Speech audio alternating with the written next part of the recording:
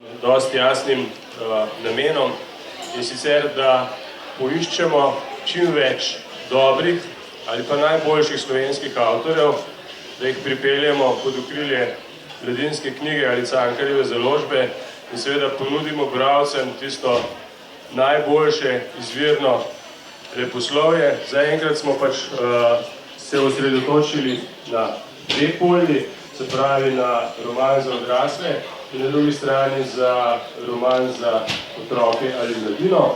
Kako bomo naprej, bomo še videli, ampak nekje v teh vodah bomo ostali. Lahko samo rečem, da do sedaj smo zadovoljni z nekaterimi nagrajenci, zadovoljni z nekaterimi pa še več kot zadovoljni. In jaz sem prepričan, da bo tako tudi letos. Ne vem, kaj ima Alenka kot predsednica žirije povedati, tako da mogoče bom že kaj vnaprej povedal, ne, Alenka, prav ti je. Ampak mislim, da lahko rečem, da smo letos prejeli, čeprav so pravzaprav v finalu samo 4, smo prejeli kar veliko dobrih rokopisov ali tipkopisov. In prepričan sem, da bomo razen teh 4, ki so v finalu, lahko objavili vsaj še nekaj izmed njih v naslednjem letu ali 2. Mislim, da je dovolj. Hvala, Bojan. Če bi ga vse improvize take. Na vsak način za Modro ptico velja, da je ena, bom rekla, najbogatejših književnih nagrad v Sloveniji, oziroma ne ena najbogatejših, pač pa kar najbogatejša z 12.000 evri bruto, ki jih dobi izbranec. Seveda ta nagrada vključuje avtorski honorar do naklade 5.000 izvodov.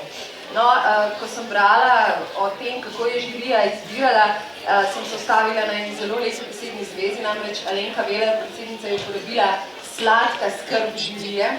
Tako da, Alenka, kar vabim, prosim še tebe, da poveš, kakšna je bila ta sladka skrb. Ja, na letošnji natečaj je prispelo 31 rokopisov, 24 avtoric in 7 avtorjev. To je številka, ki je večja od tiste pred 2 leti. Takrat je bilo prijavljenih 6 romanov manj. Število avtoric je bilo ustrezno večje, kot leto število avtorjev pa enako, se pravi 7 avtorjev. Verjame nekako naša žirija, da se je to zgodilo predvsem zaradi uspeha romana, zmagovalnega romana Na prejšnji modri ptici za mladinski roman. To je bil roman kot v filmu Vinka Moderndorferja. Če se spet malo znese, danes pa ne bi več številkami, ponavadi ne, ampak tokrat pa ja. Namreč knjiga je najprej šla v nakladi 1000 izvodov, nato je doživela še 2 ponatisa v skupni nakladi 1600 izvodov. Izbrana je bila za natečaj oziroma za projekt Rastem s knjigo in so dobili tudi vsi srednješolci. Išla je v nakladi 21.500 izvodov, skratka skupna številka 24.100 pove zelo veliko. Veliko pove pa tudi to, da poleg tega, da smo roman nagradili mi, da je dobil potrditev tudi z drugimi pomembnimi nagradami za mladinsko leposlovje pri nas. Pravzaprav je Vinko roman pobral vse, kar se da pobrati. Dobil je desetnico, dobil je večernico in upamo, da bo tudi z letošnjim nagrajencem tako. Rekla je Karmen, da so bile skrbi sladke. Na natečaj je prispelo letos izjemno veliko rokopisov, ki so se nam zdeli v branju na nek način obetavni. Še ne za objavo vsi, ampak nekaj, kar je material lahko za dober roman. Tako da smo prepričani, da poleg finalistov, ki boste kmalu spoznali zdaj, da bo v naslednjih letih pri Mladinski knjigi išlo še kar nekaj teh romanov, ki pa niso prišli v ožji izbor za finale Modre ptice. Med deli, ki so prišla, je tematsko veliko bilo fantazijskih del, ljubezenskih romanov, romanov, ki so klasični problemski romani in se dotikajo tako težav v družini kot med vrstniki. Celo ena zelo zabavna kriminalka se je našla med njimi in nekako smo vsi tudi vznemirjeni, kaj iz vsega tega pa v končni fazi najti polica. Jaz pa mislim, da bo zdaj že kar počas čas, da povemo, kdo so.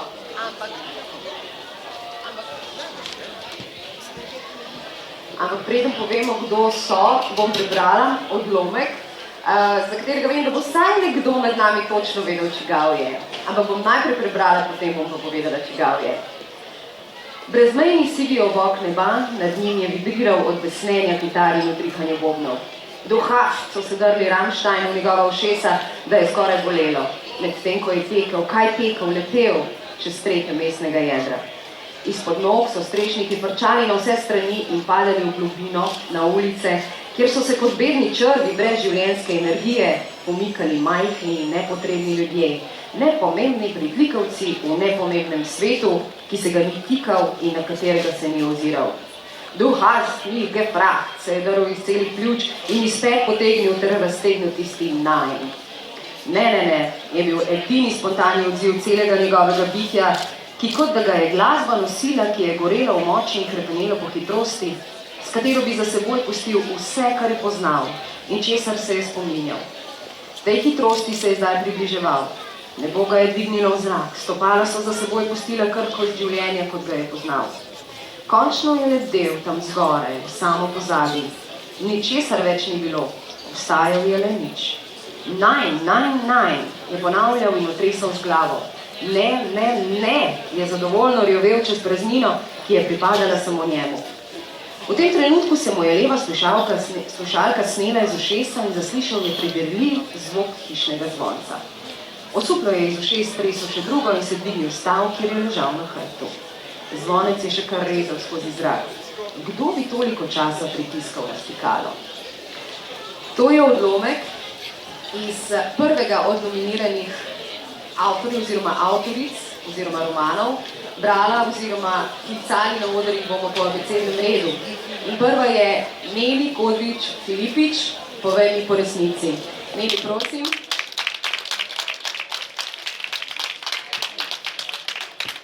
Ampak zato, da bo narejeno tako, kot je treba, bom seveda povabila še enkrat gospoda Alenko Veler in gospoda Bojana Šviglja, da bosta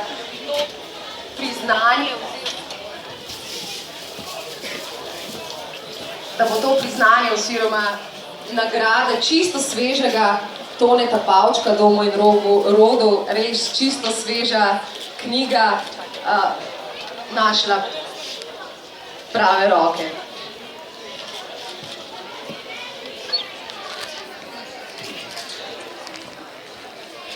In zakaj je Neli Kodrič Filipič ena od teh, ki so dobile nominacijo? Utemeljitev žirije gre takole. Zgodba ni lepa in tudi neoptimistična. Njen potek usmerja najstnik, brezupno zataknjen v blodnjakih virtualnih svetov. Velika odlika avtorice, ki nam odpre vrata v njegovo mračno bivališče, je temeljitost, s katero začne širiti krog upletenih in luščiti časovne, družbene in psihološke plasti zapletenega dogajanja. Na prvi pogled imamo vse, kar bi lahko pometli pod preprogo občih mest najstniške literature. Računalniško zasvojenost, manipulacije z golimi potkami, razpadne družine in odtojene otroke, pa tudi njihovo nasprotje z razumevajočimi starši, ki osvetlijo pot k končni rešitvi.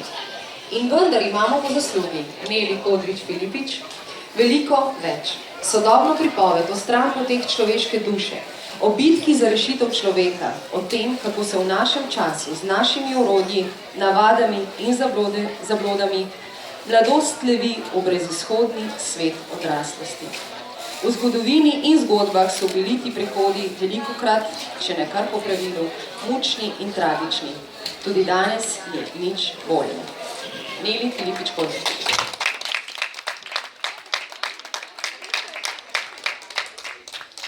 Čas je za drugi odlomek. Ana je spočila po konci in stiskala zobe. Ne smem jokati, se je ukazala. Ni upala pogledati dlani, pekle so jo in zdelo se ji je, da vsak kamenček grize vanjo in se hoče skriti v njenem mesu. Hlače, ki jih je šla včeraj popoldne kupiti, da bo lepa za prvi dan priprav na glasbeno tekmovanje, so se ji lepile na kolena. Kri se je ustrašila. Stisnila je na hrbtnik k sebi. Škatlja v njem se ji je zdela cela. Kaj pa imaš notri, je rekel srednji. Ko si padla, smo slišali zvoke iz risanj. Zahakljal se je samemu sebi, mlajši mu je tako sledil, prvi pa je le pokimal. Briga te, je stisnila zobe, skozi zobe in hotela steči, a jo je zgrabil pes. Vedela je, da ne ravna pametno, res bi morala proč, a je hotela dodati še toliko zmerljiv.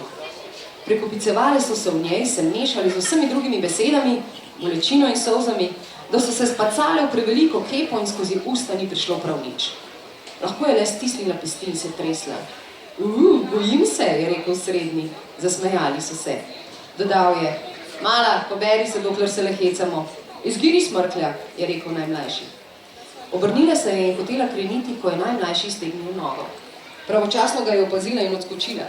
Besno je zbrcnila proti teniski, a se je umaknil dovolj hitro. Sta zaspovikala starejša fanta in se zasmejala. Ženski glas za Aninim hrbtom je takrat vprašal. Koliko čak norisov rabiš, da maltretirajo deklico? Presenečeno so se obrnili k visoki plavolaski v majici, s katere je natisnjena dlan iztegovala sredinec. Nosila je kavbojke, ki so skozi namenoma natrgane luknje kazale koščke kože, okoli gležnjev zavezane platnene teniske in lase spete v konjski rep. Obrvi se je močno namazala z debelo potezo, ustnice poudarila s pretemno rdečo. V desnem uhlju pa se je lesketal niz uhanov. 3, če so idioti iz sosednjega bloka, je odgovorila sama sebi. In takole je pisal in zapisal Miha Mazzini v svojem romanu Zvezde vabijo, ki je danes v Črni gori in se lepo pravzaprav zahvaljuje in verjetno je saj delček njega tudi z nami, si domišljam, no na vsak način pa je eden od nominirancev, tako da prosim za en aplavz.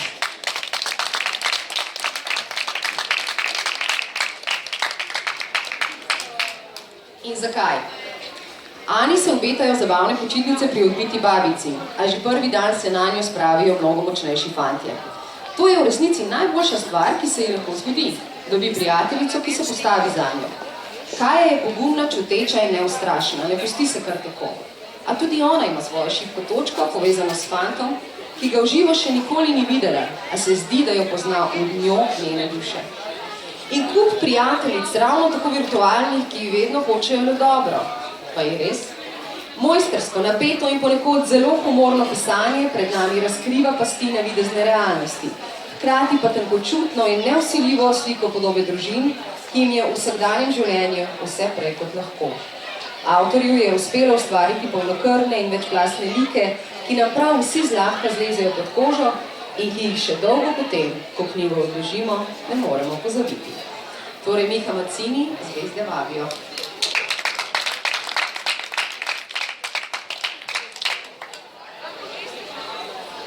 Tretji odlomek, oziroma tretje nominirano delo.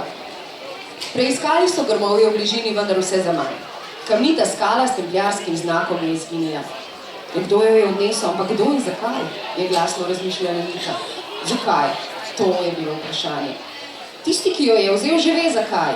Ve za templarje. In če ve za templarje, potem ve, Marko dlje ni hotel več razmišljati. Kaj pa za klad, se je oglasil Blaž. Še vedno je nekje. Nika je Markovska pogledala fanta. Res ima prav. Zaklad je še vedno nekje. Zmanjkal je le kamen s tisto risbo. Zaklad je še vedno skrit, nič ne kaže, da ga je tisti, ki je odnesel kamen, našel. Ampak kje je? Kra, kra, kra, je zakrakala vrana iz krošnje nad vhodom v mlin. Spustila se je na kup skalovja in s kljunom začela brskati po grušču. Nekaj je iskala. Nato se je naenkrat spet dvignila in odletela na vejo nad zidom. V kljunu je nekaj stiskala, nekaj rumeno, vse svetlikajočega. Pika je nekaj našla, je zaklicala Nika. Hej, Pika, pridi, pokaži. Dvakrat je plosknila z ledmi, nato pa še narahlo zažvižgala na prste. Pridi, Pika.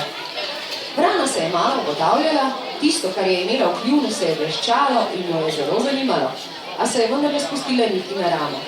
Takrat so lahko videli, kaj ima vrana v kljunu. Zlat kovanec. Milan Peter Klebokov, lov za templjarskim zakladom. Milan, lepo prosim.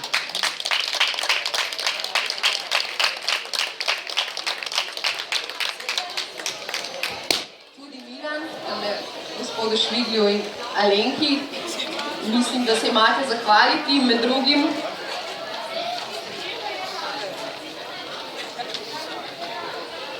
In kako pravi žirija za lov za templjarskim zakladom? Knjiga Lov za templjarskim zakladom Milana Petka Levokova je namenjena mlajšim najstnikom. Gre za zgodbo o 3 prijateljih in živalski prijateljici Vrani, kot smo slišali. Dekle in fanta so na počitnicah in iz čiste mladostne razposajenosti ter dolgočasja se lotijo iskanja templarskega zaklada, ki naj bi bil skrit tam nekje okrog Marofa. Iz tega se izcimi detektivsko-pustolovska zgodba, kjer dobri fantje in punca zmagajo, slabi pa so seveda kaznovani. Preverjena receptura in predvidljiv vzorec, ki ga poznamo iz mnogih knjig za mladino. Preveč? Ne. Če zgodba teče kot namazana in je za povrh postavljena še v domače kraje. Okolje okrog Marofa je bogato prepredeno z zanimivimi zgodovinskimi dejstvi, ki ustvarjajo pridik skrivnostnosti, hkrati pa je roman ravno zaradi tega še bolj prepričljiv. Prijatelji drvijo iz ene nevarnosti drugo, pisanje pa gladko parira avtorjem in avtoricam, kot jo recimo denimo Lajtonova, ne, v resnici jo presega. Prav za templarskim zaklad.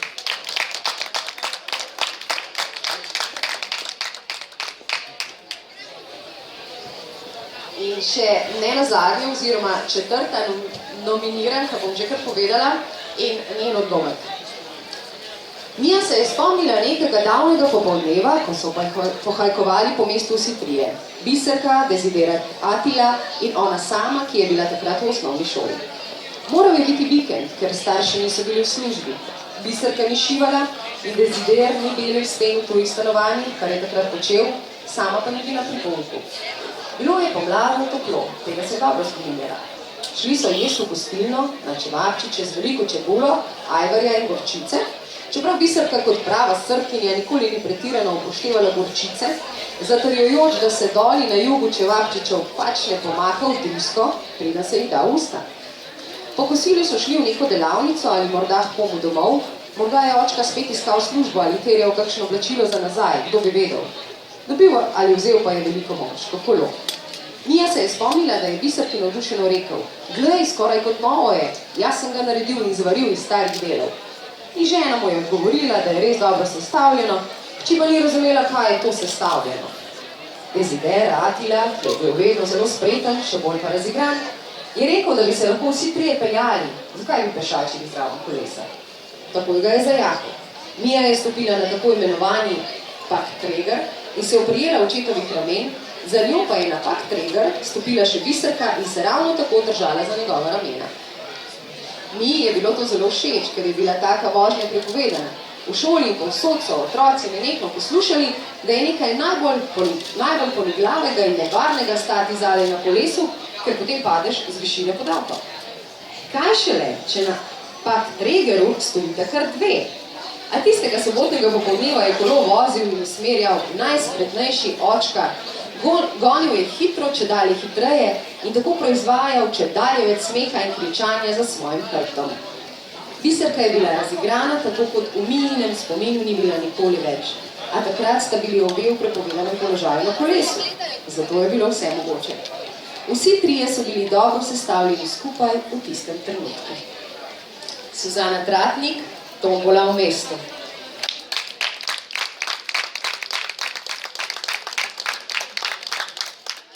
Suzana nekje na svojih poteh je v njenem imenu z nami Nataša Sukič, ki bo prevzela to darilce in pa pozornost.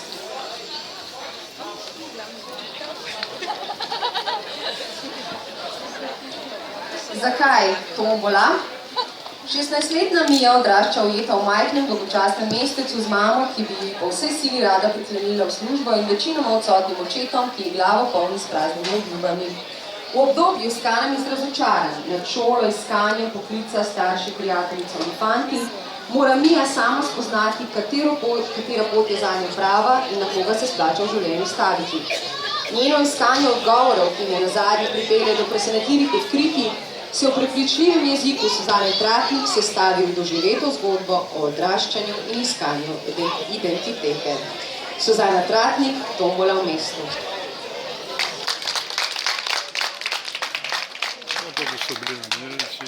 Zdaj, ko prosila vse tiste fotografije, ki ste tukaj, če